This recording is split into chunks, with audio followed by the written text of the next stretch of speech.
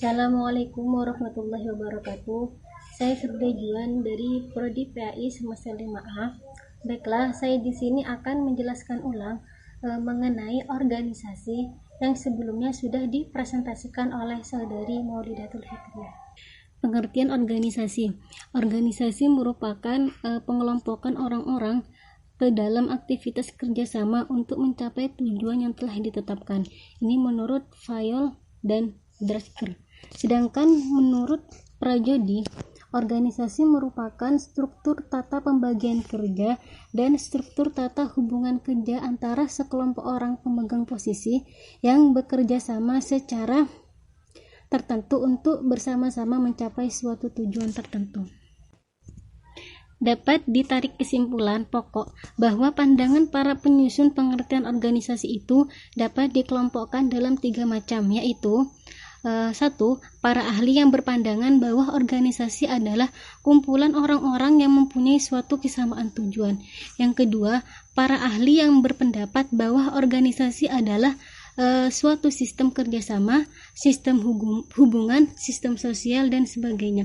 Yang ketiga, para ahli berpandangan bahwa organisasi adalah proses pembagian tugas atau kerja secara jelas.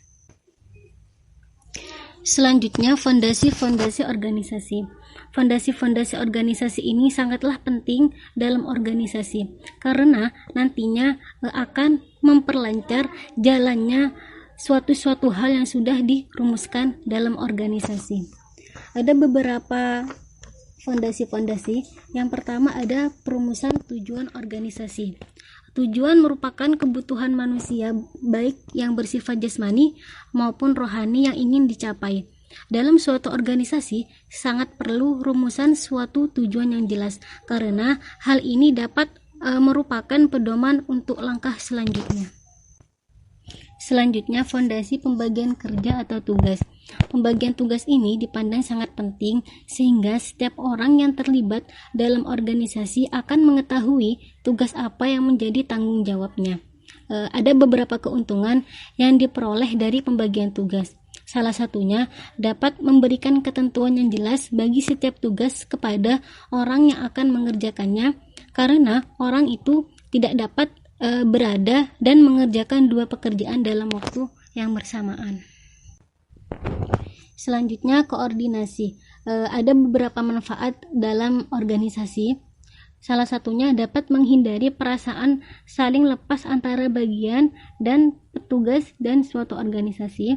Dapat menghindari saling mengandalkan posisi dan pertengkaran antara sesama pejabat dari antar bagian dalam organisasi. Selanjutnya, fondasi pelimpahan wewenang.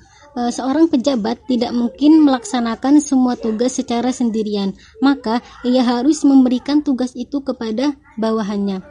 Pemberian tugas harus disertai dengan penyerahan wewenang yang jelas. Fondasi rentangan kontrol. Maksudnya adalah jumlah terbanyak bawahan langsung yang dapat dipimpin dengan baik oleh seorang atasan tertentu.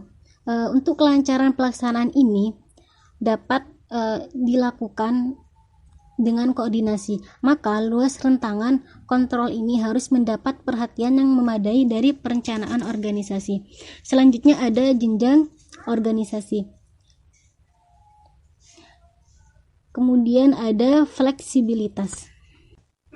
Maksud dari fleksibilitas adalah terjadi perubahan atau dilaksanakan perubahan dalam suatu organisasi, jangan sampai nantinya menimbulkan hambatan yang fatal bagi kelancaran organisasi. Nah, jika organisasi mengalami perubahan yang dilaksanakan juga membawa pengaruh bagi kelancaran organisasi, maka dapat kita katakan bahwa organisasi itu tidak mempunyai fleksibilitas tetapi rigid atau kaku.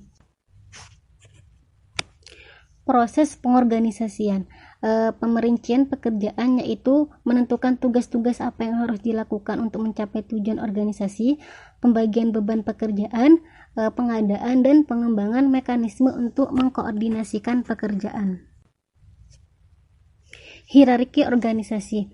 Hierarki organisasi ini berasal dari bahasa Inggris yang artinya jenjang organisasi, jenjang manajemen, maksudnya adalah tingkat-tingkat satuan organisasi yang di dalamnya terdapat pejabat, tugas serta wewenang tertentu menurut kedudukannya mulai dari tingkat yang paling tinggi hingga ke tingkat yang paling rendah dalam suatu fungsi tertentu sesuai dengan hierarkinya. Nah, tujuan organisasi akan menentukan struktur organisasinya, yaitu dengan menentukan seluruh tugas pekerjaan, hubungan antar tugas, batas wewenang, dan tanggung jawab untuk menjalankan masing-masing tugas tersebut. Mungkin cukup sekian. Wassalamualaikum warahmatullahi wabarakatuh.